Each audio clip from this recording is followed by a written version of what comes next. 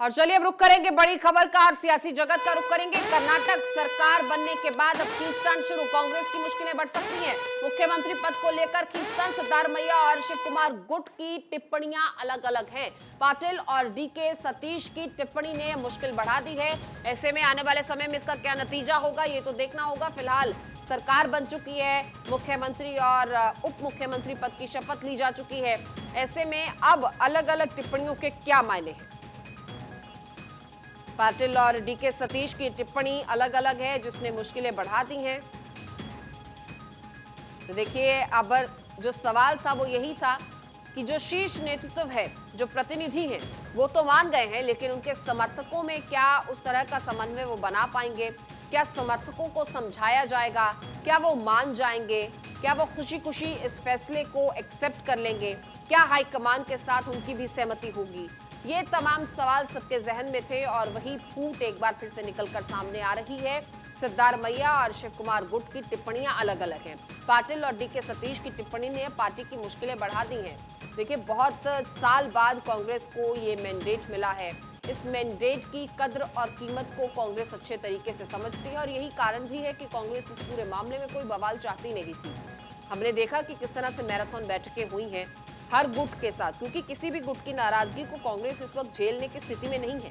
जिस तरीके से देश में स्थितियां बन रही हैं या बनी हैं, सत्ता हाथ से गई है। ऐसे में कर्नाटक की ये जीत बहुत मायने रखती है कांग्रेस के लिए। लेकिन अब ये देखना होगा कि ये जो गुटबाजी है, ये जो बयानबाजी है, ये जो नाराजगी है, इसका क्या हल निकालेगी कांग्रेस? या फिर अगर बात की जाए डीके शिव कुमार की ही और सिद्धारमैया की ही, तो वो अपने समर्थकों को कैसे समझाएंगे, कैसे उनका मन जो है वो बनाया जाएगा ताकि वो भी हाईकमान के इस फैसले को जस का तस मान ले।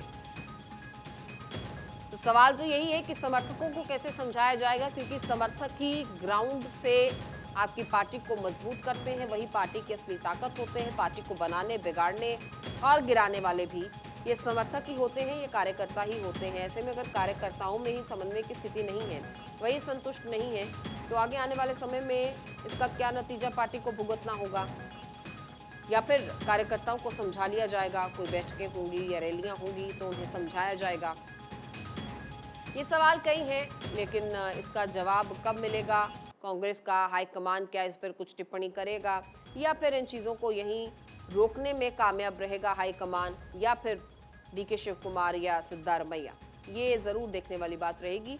बहरहाल ये अहम खबर सामने आई है कर्नाटक से। एक तरफ तो बैठकों का दौर लगातार जारी है। आज भी जिस तरह से जानकारी हम आपको दे रहे हैं कि सीएम और डिप्टी सीएम दिल्ली आ सकते हैं कैबिनेट विस्तार के लिए, क्योंकि देखिए मंत्री पद की शपथ 8 विधायकों ने ले ली है। इस समय अब उन्हें क्या कुछ कार्यभार दिया जाना है, कौन सा विभाग किसे सौंपा जाना है, ये तमाम चीज़ें तो अभी सामने आएंगी, भविष्य के गर्भगृह में है। तो फिलहाल इंतजार इन बैठकों का भी है।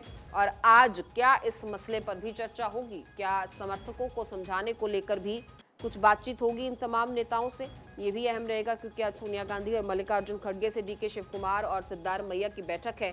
तो इस बैठक के बाद क्या इन तमाम मुद्दों पर चर्चा होगी? कैबिनेट विस्तार के साथ साथ क्या इस नाराजगी पर भी मंथन होगा? ये बहुत जरूरी है समझना, क्योंकि अगर कर्नाटक में कोई ना कोई स्थिति बिगड़ती है तो कांग्रेस की किरकिरी तय है और विपक्ष इस मुद्दे को भुनाने में पीछे नहीं छूटेगा। बीजेपी कहीं भी ये कोई गुंजाइश नहीं छोड़ेगी कि इस मुद्दे को न भुनाया जाए या इस मुद्दे को यूं ही जाने दिया जाए। आपस में कोई भी कलह कलेश होगा तो इस मुद्दे को बीजेपी खूब पुरजोर तरीके से वहां पर भुनाएगी, और ये रणनीति का हिस्सा भी हमेशा से रहा है और इसी फूट का फायदा बीजेपी ने हमेशा से उठाया भी है और कांग्रेस ने ये मौका खुद दिया है। और इसी खबर पर कंसल्टिंग एडिटर अमित मिश्रा जुड़ चुके हैं हमारे साथ। अमित जी, देखिए इस पूरे मामले को देखें, सबसे पहला सवाल भी तब भी यही था कि आप प्रतिनिधियों को तो मना लेंगे, आप डीके शिव कुमार को भी मना लेंगे, आप सिद्धारमैया को भी मना लेंगे, लेकिन उनके समर्थकों को, उनके जो कार्यकर्ता हैं, जो ग्राउंड का वर्कर उनसे जुड़ा हुआ है, जो काफी इमोशनली कनेक्ट होता है अपने लीडर से, उनको कैसे मनाइएगा? और वही अब सामने है। पाटिल और डीके सतीश की टिप्पणी पार्टी की मुश्किलें बढ़ाती हुई नजर आ रही है, या फिर आपको लगता है कि ये तूफान यही थम जाएगा? बिल्कुल, और जिसका अंदेशा था उसी बात को लेकर अमृता लगभग खींचतान तय होती जा रही है कि 5 साल मुख्यमंत्री कौन रहेगा। और देखें कि पाटिल जो माने जाते हैं कि सिद्धरमैया के काफ़ी करीबी हैं, मंत्री हैं, अभी कैबिनेट में ओथ ली है, उन्होंने शपथ लिया है सिद्धरमैया के साथ। उन्होंने कहा है कि 5 साल का फॉर्मूला उसमें कोई फॉर्मूला नहीं है, 5 साल सिद्धरमैया मुख्यमंत्री बने रहेंगे और ये कोई तय नहीं हुआ है कि 2.5 साल कौन रहेगा, 2.5 साल कौन नहीं रहेगा। तो कुल मिलाकर वो जो एक कयास लगाया जा रहा था दिल्ली में कि 2.5 साल का एक अंतराल होगा और मुख्यमंत्री बदले जाएंगे, चेहरे बदले जाएंगे, तो उस पर फिलहाल पाटिल की टिप्पणी ने रोक लगा दी है। दूसरी तरफ डीके शिव कुमार के जो भाई हैं डीके सतीश, उन्होंने भी टिप्पणी कर दी और उन्होंने कहा कि ऐसी चीज़ें जो है वो तय हुई थी, लेकिन अभी सरकार हमें चलाना है, इसलिए इन सब विषयों पर ज़्यादा तूल न दें। और इसी बीच दोनों सीएम और डिप्टी सीएम आज अमृता दिल्ली आ रहे हैं, जहां वो कैबिनेट पोर्टफोलियो के अलावा नए कौन कौन से चेहरे कैबिनेट में इंक्लूड होंगे, किनको और शामिल किया जाएगा, उन नामों पर सहमति बनाएंगे। जाहिर सी बात है, कल का जो बयान था अभी पाटिल का, जो सिद्धरमैया के करीबी मंत्री माने जाते हैं, उसको हाईकमान ने काफ़ी गंभीरता से लिया है और रणदीप सिंह सुरजेवाला जो प्रभारी हैं, जनरल सेक्रेटरी हैं कर्नाटक मामलों के, उन्होंने साफ हिदायत दी है कि अगर इस तरह के बयान आए तो कार्रवाई हो सकती है। यानी एमबी पाटिल अगर इस तरह के बयान दोबारा देते हैं तो निश्चित तौर पर उनका मंत्री पद जा सकता है, क्योंकि पार्टी कांग्रेस कुल मिलाकर ये नहीं चाहती कि किसी ऐसे संदेश को अभी सरकार बनते ही हवा दी जाए जो आपसी खींचतान की तरफ बढ़े। तो कुल मिलाकर कांग्रेस अंकुश लगाने की तैयारी में है। आज से कांग्रेस के कई बड़े नेता सिद्धरमैया और डीके शिव कुमार से यहाँ मिलेंगे, वो मल्लिकार्जुन खड़गे और राहुल गांधी से भी मिलेंगे और कैबिनेट पर सहमति जताएंगे। दूसरी तरफ कांग्रेस जो आगामी चुनावी प्रदेश हैं, छत्तीसगढ़, मध्य प्रदेश और राजस्थान, इन तीनों की बैठक आज से शुरू हो रही है। तो कांग्रेस ये भी संदेश देना चाहती है कि कर्नाटक में जो चुनाव हमने जीता है, एक बड़ा मैंडेट हासिल किया है, वहां सब कुछ बहुत बेहतर तरीके से चल रहा है। लेकिन अमर जी, क्या इसमें ये समझा जाए कि अब, क्योंकि देखिए अब कैबिनेट विस्तार की बारी है, अब विभागों के जो है वो डिस्ट्रीब्यूशन होने हैं, तो अगर अभी से ऐसे बयान सामने आ रहे हैं तो ऐसे में तो ये विभागों का डिस्ट्रीब्यूशन भी आने वाले समय में दिक्कत कर सकता है, क्योंकि बड़े विभाग जो हैं वो डीके शिव कुमार के समर्थक भी चाहेंगे, क्योंकि पहला कार्यकाल जो है वो सिद्धरमैया को मिल चुका है। तो क्या आज इस पर मंथन होगा, इस फूट पर भी मंथन होगा कैबिनेट विस्तार के साथ साथ?